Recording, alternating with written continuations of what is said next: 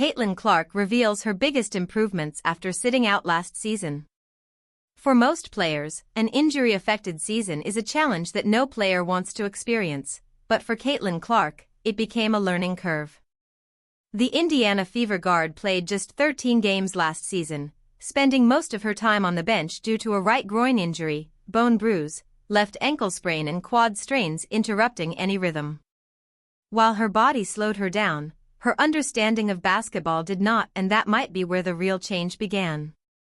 Speaking at the post-game press conference, the Fever guard was asked about the new qualities that she's bringing to the court this season after an injury-laden last year. In reply, Clark pointed to two elements in her conversation: leadership and experience she developed last season, despite a tumultuous career stretch.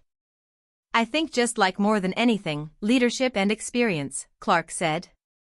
"Like this is my third year, and even though I wasn't out on the court last year a lot, you still learn on the sidelines. So I think that being somebody my teammates can rely on, being a great communicator." Steph's head coach Stephanie White, always coaching me on that area.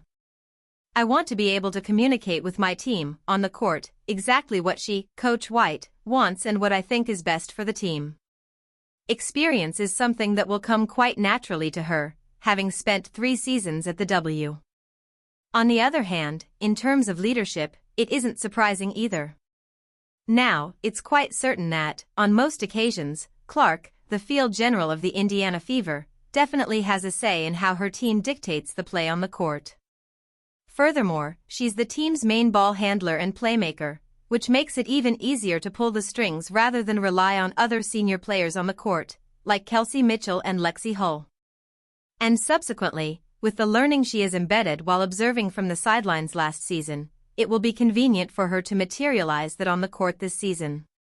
With a senior player like Natasha Howard leaving the team, Clark will definitely have to touch upon that role elaborately. Even last season we saw her cheering and uplifting the tempo of the team from the sidelines, and this season too, she will be employed in that role with just a slight difference. This time, she will be on the court and will have to walk that walk herself on some instances in the season. White's demand for leadership from Clark was evident in her press conference after the preseason opener against the New York Liberty. In the game, Clark didn't have the best of performances, recording just 2 of 10 from the field, a disappointing number for CC. She capped off the night with just 7 points, 4 assists, and 3 rebounds. Yet despite this dismal scoring night, White was quite content with Clark because she felt that Clark dictated the game quite well during her time on the court, while communicating with her teammates. "I thought she was good," she said.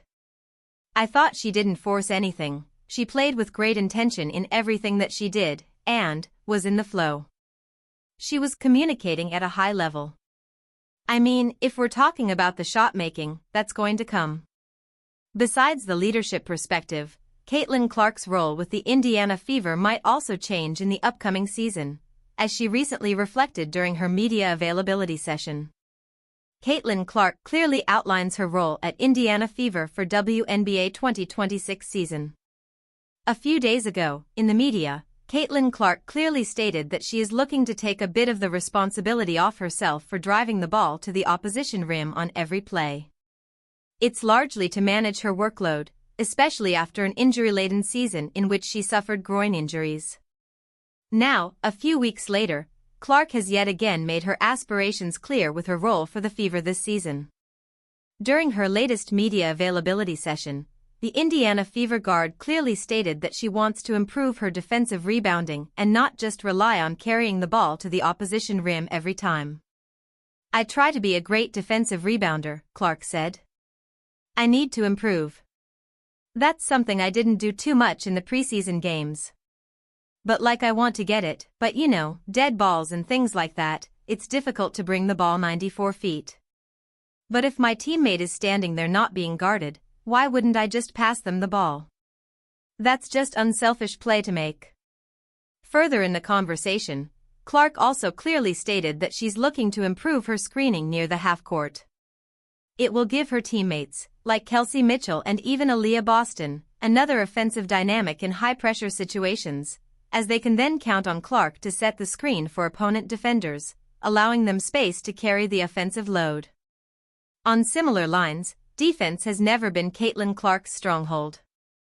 Elite playmaking, shooting from beyond the arc, and transitional play are the aspects of the game where CC thrives.